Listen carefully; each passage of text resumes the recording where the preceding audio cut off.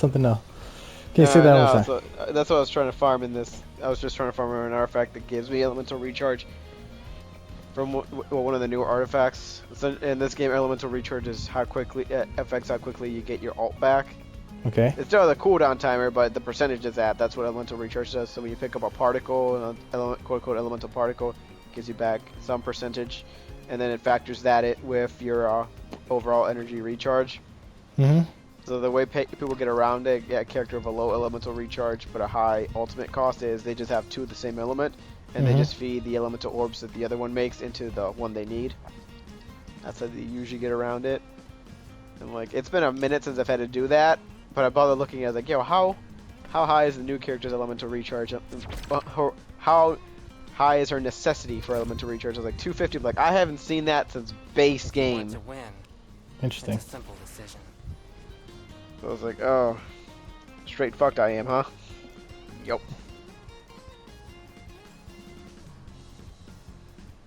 Anyway, I did it. Nice. Let us depart. It's like I've farmed the artifacts I need for her well in advance. You'll never meet anyone like So, and they just copy our comp. This is funny. I love game leakers. Logically, Luna, Mom and Dad are... The only thing I'm not satisfied with is the elemental recharge artifact, just because the substat on it was defense bonus. So I was like, oh, okay, so that's just worthless to me. I'm trying to see if I can get a better one, Damn. but I don't want to keep farming because it's just gonna keep wasting loot for no good reason. Uh-oh. The crit damage artifact isn't going to do any solids either then. 3.5. Let's see. Hmm. I'm just adding up all the numbers.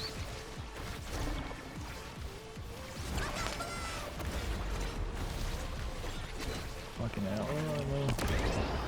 Straight praying I am for a crit then. This is my path.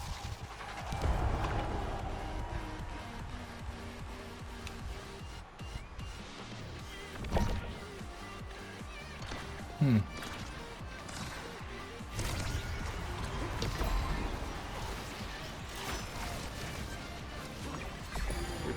Oh, so that's just 10%.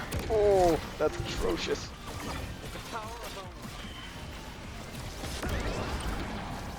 Is it a fine? I farm a crit rate artifact. And I have one. The substats are worthless. There is no god in this game.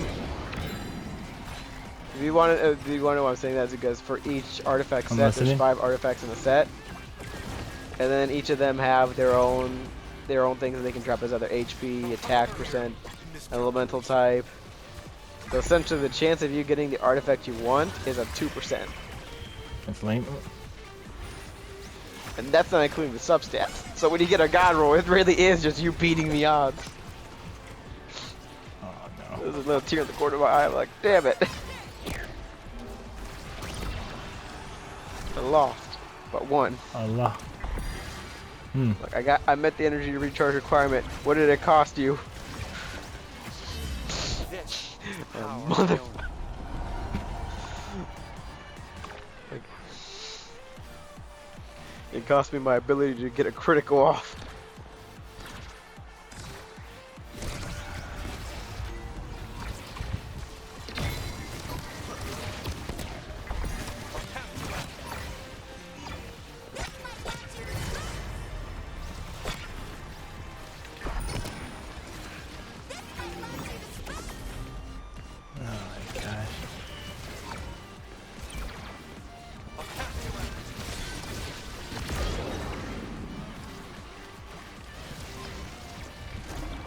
I know how Thanos felt.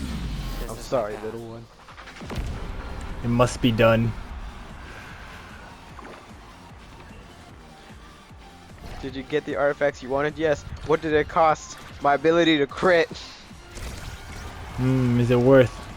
Is it really worth then, homie?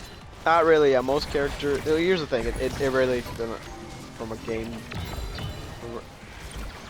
Theorycraft, I guess. We'll argue this. I'll just say I kind of do and don't notice it. But okay. So people say in this game that for characters, no, the for characters are strictly supposed to be the main DPS, or and some DPS that. Well, the main DPS and sub DPS are supposed to focus on their ability to consistently trigger crits, because a high crit rate, good crit rate with crit damage ratio, where you're like almost 3 out of every 4 hits are just a crit damage, will do more damage over the long haul, as opposed to ones where you're just relying on reactions. Like when you start playing the game focuses on you triggering elemental reactions to clear enemies. Then in the end game content, that really does change, where it's just like, no, nigga, it makes no difference. It's about how much raw damage you can put out, and it's usually done by one big ass reaction that you just set up to do buffs, debuffs, and all this extra shit, and that's what really does it for you. So it just pays off to only have one character that focuses on crit rate and damage, and then the rest are just built around to support that one character, so they can do as much single hit damage or multi-hit damage as possible.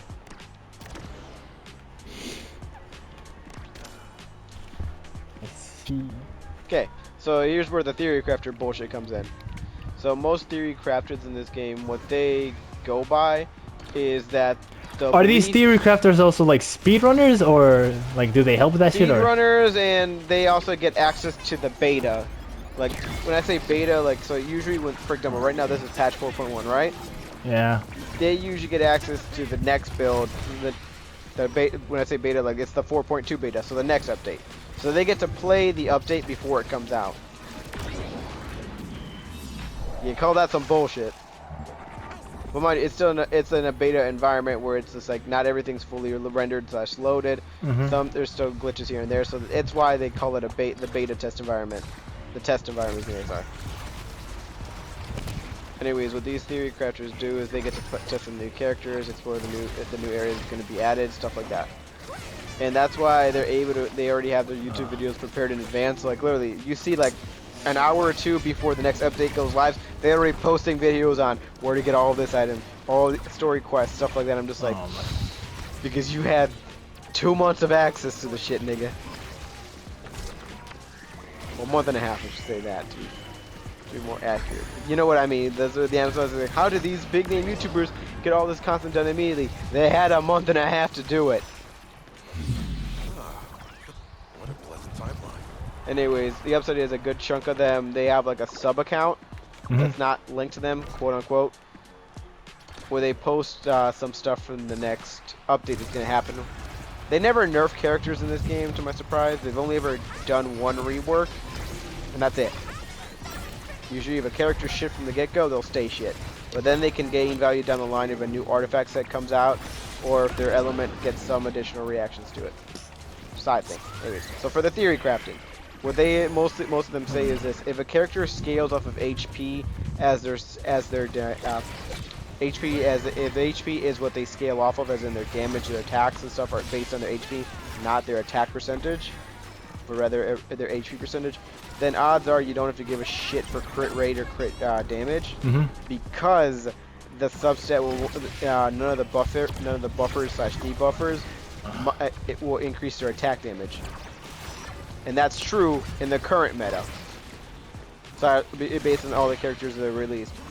So I'll give you an example. There's a character in the game called Benny. He increases everybody's flat attack before their attack gets buffed by their their attack percentage artifacts. So let's say there's an artifact that boosts your damage by 50%, right? Based on the base attack you have. Your character's base attack is 2,000. Well, Benny will give you an extra 1,000. So now it's 3,000. And then times that 50. That's a noticeable leap in your damage, right? However, if a character scales off of HP, Benny does nothing for them, because their attack will be based on their HP percentage. So you would need a character that boosts HP percentage in order to increase their damage. And there's currently no character in the game that buffs the party's HP, because that would be broken.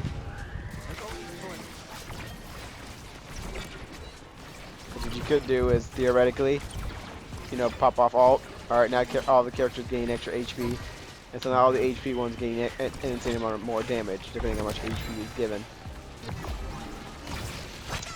Now, why I'm mentioning this is there's a stat called Elemental Mastery in the game. Yeah. It's basically what it does is it boosts reaction damage, and everybody when this game launched said that that stat was worthless, and it was, because when they were trying to run the numbers on it, no matter how much EM you put in the character, it would just cap off at some I think it was like 200 or something like that. Hmm. And it can go up to like 1,000 something odds. So it's like if it's already capping up at 200, I don't give a shit for it. Might as well just focus on attack crit rate damage, better. When they released, I think it was like the Inazuma region, they released characters that buffed the party's elemental mastery, and they reworked the way it works in the formula for it. And so it started being able to compete like so. In this game, now there's 3 categories for characters where it's like you should focus on their crit rate damage, HP scaling, or elemental mastery scaling, which they basically focus on reaction teams. You have to have teams that trigger elemental reactions or they're not valuable. But the elemental reactions they trigger are they deal a vast amount of damage. Oh. You get what I'm trying to get at? Yeah. So like there's ones where it's like, hey bro, damage I do is based on HP. Can't do nothing about it. There's nobody who can buff that unless they buff my HP. Crit rate and damage characters is just, hey bro, buff my attack. And if my crit rate stat is high enough, then you know I get massive amounts of numbers because the crit damage percentage will be high. So like I have a character, crit rate is 90%, crit damage is 240%.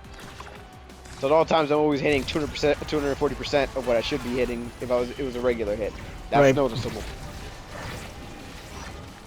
EM has whenever it got reworked, it actually was very broken because in the beta environment from the early videos I saw before they nerfed it before launch. So what happens is they made it so it's so integrated. It's EM elemental mastery, elemental reactions can get crit rates, can crit essentially. So Right. crit rated and crit damage stat does affect an elemental reaction. Ah, so it double stacks. Yes, sir. And it also snapshots. Wow. So like let's say I have Benny on the field, right? Uh-huh. Then Benny buffs their attack. Then you put a debuffer or a buffer, you use their ability. So for example, like there's characters in this game that boost elemental mastery for the party, but there's ones that boost a specific elemental type of damage. So there's ones that, for example, when you get their max constellations, after they pop off their ult, they'll give the whole party 40% animal crit damage and 15% animal crit rate. Doesn't sound like a lot, but if you're already at like 85, you're basically guaranteed to be critting. Right. Okay. You see there what is happening, and then you use the characters of the elemental mastery build that's built around elemental mastery that can also crit. The moment they pop it off, you're already hitting like a few million damage. Yeah. When this game launched, hitting 20k was, woo, you were a big name. Just wondering, Now do you're the not hitting at speedrunners least use this 5? kind of strat, or it's Yes. really nice? So like there's builds like for example, it's like how to melt this boss says like 5 million HP in one shot. I'm like, I don't